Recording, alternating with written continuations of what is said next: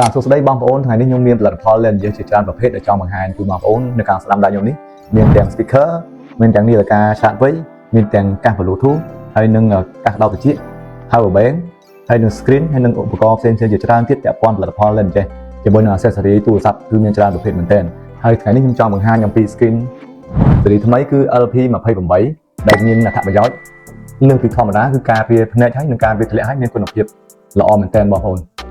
បាទ skin LP28 នេះមានអត្ថប្រយោជន៍ពិសេសធំៗ3ទី1គឺប្រភេទ AR ទី2ប្រភេទកញ្ចក់គ្រីស្តាល់ទី3ប្រភេទការពារភ្នែក Red Light Eye Mask ហើយដែលខ្ញុំនឹងបង្ហាញពីចំណុចពិសេសមួយជូនបងប្អូនអត្ថប្រយោជន៍នៃ skin AR ហ្នឹងគឺជួយឲ្យពន្លឺឆ្លងកាត់បានល្អហើយទោះបីយើងមើលនៅក្រៅផ្ទះត្រូវពន្លឺថ្ងៃអីក៏អត់ចាំងយើងអាចមើលបានច្បាស់ទោះបីយើងមើលអេក្រង់យូរក៏អត់ឈឺភ្នែក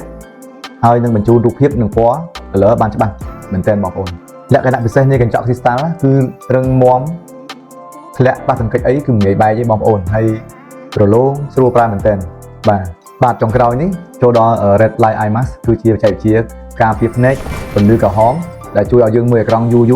ក៏អត់ឈឺភ្នែកដែលស័ក្តិសមសម្រាប់ដែលយើងអ្នកប្រើប្រាស់ប្រចាំថ្ងៃប្រើទូរស័ព្ទយូរម៉ោងបាទស័ក្តិសមមែនទែននិយាយរួម Skin Lens LP28 នេះគឺជាជម្រើសដ៏ល្អបំផុតសម្រាប់បងប្អូនប្រើប្រាស់ប្រចាំថ្ងៃគឺអត្ថប្រយោជន៍ការពារទាំងភ្នែកការពារទាំងទូរស័ព្ទជាទីស្រឡាញ់របស់បងប្អូនផងដែរវីដេអូនេះផលិតដោយក្រុមហ៊ុន Lenses Cambodia ផលិតផល Lenses មានដូចជា speaker នាឡិកាឆ្លាតវៃកាសដោតត្រជាក់កាស Bluetooth ដុំសាកខ្សែសាក power bank ឧបករណ៍សាកឡានតម្លៃ AI 360 ដឺក្រេចិញ្ចប់ទូរស័ព្ទ adapter បញ្ជូនទិន្នន័យកន្ទុយបារីកាមេរ៉ាសុវត្ថិភាព screen ខេសទូរស័ព្ទនិងឧបករណ៍អេឡិចត្រូនិកជាច្រើនមុខទៀ